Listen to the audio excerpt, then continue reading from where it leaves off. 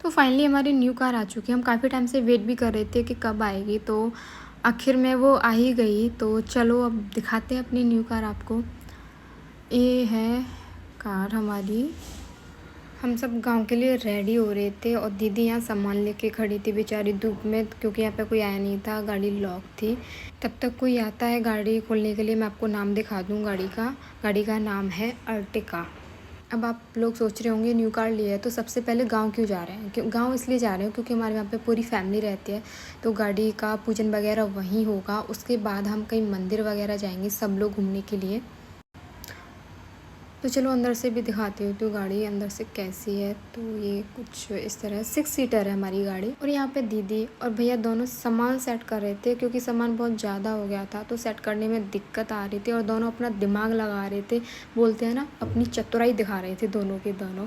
तो फाइनली सामान भी सेट हो गया था। ऐसे करके धीरे धीरे दोनों ने अपना बहुत दिमाग लगाया, तब जाके सामान सेट हुआ था। फिर आ जाती है मेरी मम्मी को इतनी जल्दी पड़ी थी बैठने की। भैया वहाँ पे सामान रख रहा था और वो पीछे से इतनी जल्दी कर रही थी कि मैं कब बैठूँगी इस गाड़ी में। फिर क्या हुआ, फिर भैया ने जल्दी सामान रखा और हम गाड़ी में बैठे जल्दी, क्योंकि गर्मी थी बाहर और यहाँ एसी आती है। ये दोनों तो बीच में बैठ गई, मुझे साइड में बिठा दिया और मेरे पास बिल्कुल भी हवा नहीं आ रही थी। ये दोनों बहुत चालू हैं भाई, सच में। खुद दोनों एसी के आगे बैठ गई दोनों की। फिर हम सब ने अपनी पागलपंती शुरू कर दी, एंजॉय करना शुरू कर दिया। फिर गाने चलाए, बहुत मस्ती की बहुत टाइम तक।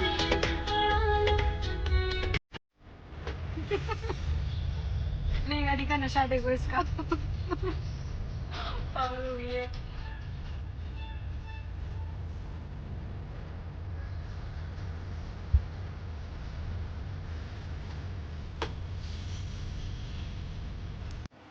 और ऐसे ही पूरे रास्ते गाने चलते आए थे। दीदी तो बिल्कुल पागल ही हो गई थी, एकदम पागलपंती कर रही थी ये। और ये इसको घूरे जा रही थी भाई, वो इतना एंजॉय करा रही थी। फिर देखो इसकी बकवास, बहुत नीच इंसान खुद बोलती है ये भाई। संगीन औरत में मुंह फट औरत भी है, मुंह फट एकदम।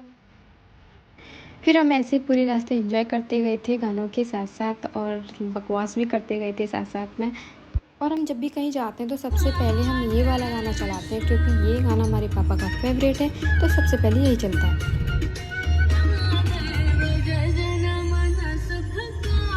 तो बस फिर हम अपने सफ़र का मज़ा लेते हुए ऐसे चलते जा रहे थे और अचानक से रास्ते में मौसम बहुत ज़्यादा ख़राब हो गया था। पता नहीं कहाँ से इतनी तेज़ तूफान आया, रास्ते में कुछ दिखाई नहीं रहा था, सब धुंधला दिखाई दे रहा था, क्योंकि बहुत ज़्यादा ही धूल थी। अब कुछ लोग सोच रहे होंगे मैंने वॉइस ओवर क्यों दिया है, मैंने फ्रंट कैमरा से ब्लॉगिंग क्यों नहीं की, क्योंकि मुझे बहुत ज़्यादा हेजिटेशन होती है, मैं कैमरे के सामने नहीं बोल पाती। बट मैं ट्राई करूँगी कि मैं फ़्रंट कैमरा से ब्लॉगिंग करूँ, इस पर काम भी करूँगी, कोशिश करूँगी पूरी। फिर उसके बाद पहुंच जाते हैं हम अपनी वृंदावन, जो कि बोलते हैं कृष्ण जी की नगरी। यहाँ आके जो सुकून और शांति मिलती है ना, मतलब यहाँ आके वाइब ही अलग हो जाती है भाई। तो आप मुझे कमेंट बॉक्स में ज़रूर बताना कि कौन कौन वृंदावन आया है और यहाँ आके आपको कैसा लगा था, आपको कैसा फ़ील हुआ था। और फिर यहाँ देखते हैं, यहाँ भी मौसम बहुत ज़्यादा ख़राब हो चुका था, मतलब इतनी तेज़ आंधी तूफ़ान चल रहे थे, मतलब यहाँ भी बहुत ही ज़्यादा मौसम ख़राब था। फिर उसके बाद हम रेस्ट के लिए रुकते हैं यहाँ पे, ये है यमुना जी। फिर यहाँ का भी हमने नज़ारा देखा, बहुत ही सुंदर लग रहा था यहाँ पे। फिर हम पहुँच जाते हैं अपने गांव और यहाँ प्रसाद की तैयारी हो चुकी है। अब कुछ लोग सोच रहे होंगे ये कैसा प्रसाद है, भाई गांव में तो देखो ऐसा ही प्रसाद होता है, ठीक है।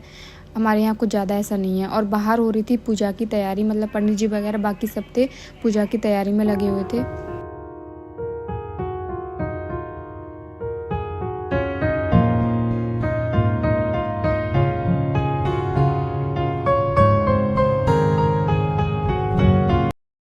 तो यहाँ पे तैयारी होती है सबके लिए, मतलब बैठने के लिए, जो गांव की लेडीज़ आएंगी वो यहाँ बैठेंगी और दीदी और भाभी उसी की तैयारी में लगी हुई थी। तो चलिए मिलाती हूँ मैं अपने घर के शैतान से, जो कि कैमरा को देख के इसकी नौटंकी शुरू हो जाती है। भाई साहब मैं क्या ही बोलूँ, इतना ज़्यादा शैतान है ये। फिर थोड़ी देर बाद यहाँ गांव की औरतें आना शुरू हो जाती हैं और फिर ये अपने गाने वाने जो गाते हैं ये यहाँ पे ये सब करेंगी। फिर मैंने इधर देखा, इसकी शैतानी शुरू हो चुकी थी, इसको पकड़ के ले जा रहे थे, पर इसने ज़बरदस्ती अपने तिलक लगवा ही लिया।